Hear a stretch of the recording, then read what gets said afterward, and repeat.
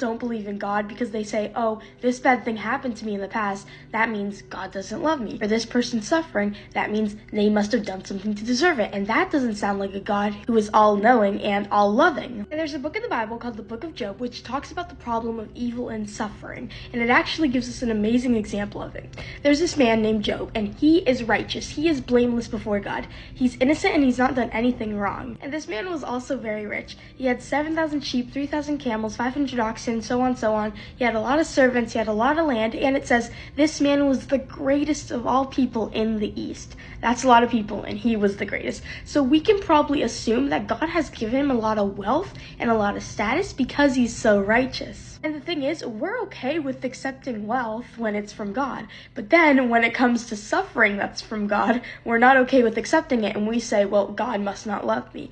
That's looking at God from a human point of view. And so then in the book, we're kind of brought into the situation where Satan comes to God, and God says, what are you doing here, Satan? And eventually God brings up Job, and he says, have you considered my servant Job, that there is none like him on earth, a blameless and upright man who fears God and turns away from evil. God's kind of bragging about Job, saying how devoted he is, and Satan says, well, I bet if you took away everything he owns, he wouldn't be devoted to you and he would curse you in your face. So God gives Satan permission to do this, to take away everything that Job owns. And literally in the span of a few hours, Job loses everything he owns. He loses his family and he loses all of his prized possessions. Imagine you losing everything you have in your room, all your clothes, all your shoes, losing your family and losing everything that has meaning or value to you. Not just like actual value, but in your heart. Job loses all of it. And to make matters worse, on the next page, he loses his health too. And Satan was allowed to test Job again, but not to kill him, only to drive him to his breaking point.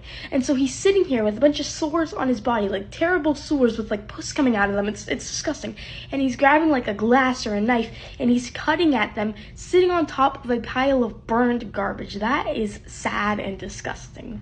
And Job's wife is kind of like, you should just die already. Death would be better than this. And throughout this whole book, Job never once curses God. He only curses his birth and himself. He never once stands to God and curses him in his face. He never loses hope. He keeps on worshiping God and trying to hang in there, even though he's expressing his suffering. So the rest of the book is really long, but I'm just going to summarize it here. So Job is talking with his friends. They're trying to find out a reason why he's going through all this. And his friends keep on insisting, Job, you must have sinned. You must have done something to deserve this. God's not going to punish you if you didn't do something. You must have done something. So they're looking at God from this human point of view. So just like how sometimes we say suffering equals God doesn't love me, they're saying because Job is suffering, that means he must have done something wrong to deserve it, when we know that Job is completely innocent. And the whole point of this is that God never fully reveals the whole why to Job. Job never finds out why he suffered, although we, as the reader, we know that it's because Satan came up to God and God let Satan test him. We know that, but Job never found out. God never revealed why, but he did come back at Job with kind of like a question. This is what God said. Were you there when I laid the foundation of the earth? Tell me if you have understanding. And he goes on for a while longer than that. Basically, the whole point is we don't know why God does anything, but we should have peace. And I have peace in knowing that I don't know why God does anything. I don't know why people suffer. I don't know why people are harmed, abused, murdered, kidnapped. I don't know why that happens. But I have peace because I know that God is just. He's proven again and again that he is a righteous judge, and he deserves more than anyone to judge the earth. And people look at God from a human point of view. We look at him like he's a human. God's not a human. He's just. He's eternal. He created the universe. And we weren't there when he created the universe. Therefore, we're never going to understand why God does things. And honestly, I'm kind of okay with that. Because if we did understand why God did things, that would make us equals to God. You understand? The reason we're humans is because we're like ants. We have to look up to God and we can't see what's going on behind his plan.